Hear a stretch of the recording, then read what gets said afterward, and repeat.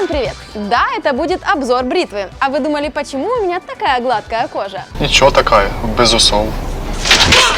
А если серьезно, ей пользовался мой парень, а я, как та стенографистка в фильмах, записывала все впечатления. Тем более, что каждый раз после использования она возвращалась ко мне на рабочий стол на ПМЖ. Чуть позже расскажу почему. Бритва из серии Philips S9000, роторная с 3 плавающими головками.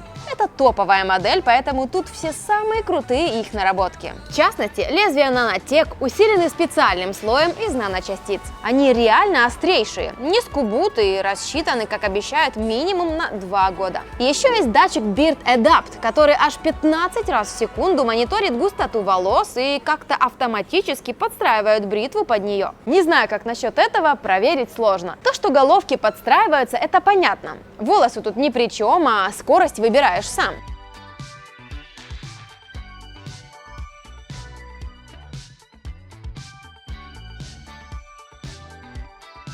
Ну, допускаю, что тут, например, как с монтажером кино. Если ты его работу не заметил, а фильм крутой получился, значит, он все сделал хорошо. Управление и эргономика просто на 5 с плюсом. Где надо, изгиб с рифленой резиной, где не надо, сталь для красоты. Все четко собрано и вообще сразу видно, что вещь не из дешевых. Единственное, что поначалу смутило, как снимается бритвенная головка. Тут хотелось бы какую-то кнопку, чтобы нажал и почувствовал, что теперь можно. Ничего такого нет, и получается, ты просто берешь и тянешь. А тут все гибко, и кажется, сейчас голову таки оторвешь. Но потом понимаешь, что все надежно, а голова и так снимается, поэтому можно спокойно поддевать с одной стороны. Так она легче сладит. Зато теперь берешь и спокойно чистишь насадку и саму бритву под водой. Ее можно мыть полностью, и это очень удобно. Особенно после влажного бритья с гелем или пеной. Такое тоже поддерживается. Итак, какой фидбэк я получила от парня?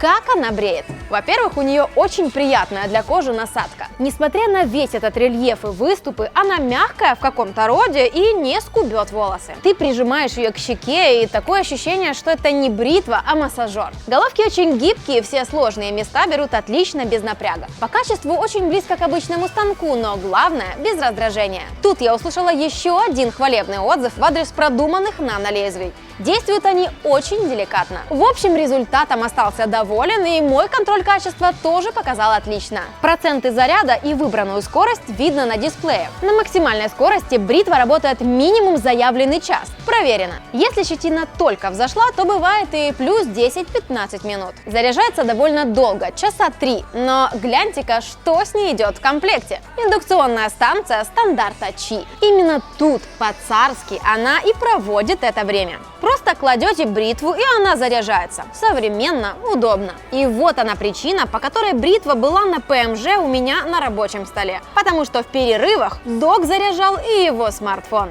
Если такая штука уже есть, то ничего не мешает поселить эту платформу в ванной комнате, как и полагается. Даже полку небольшую под такое дело не жалко повесить. Тогда вопрос заряда вообще отпадает. Все это добро можно транспортировать в комплектном футляре. Добротный такой. Кстати, здесь еще есть стайлер для бороды.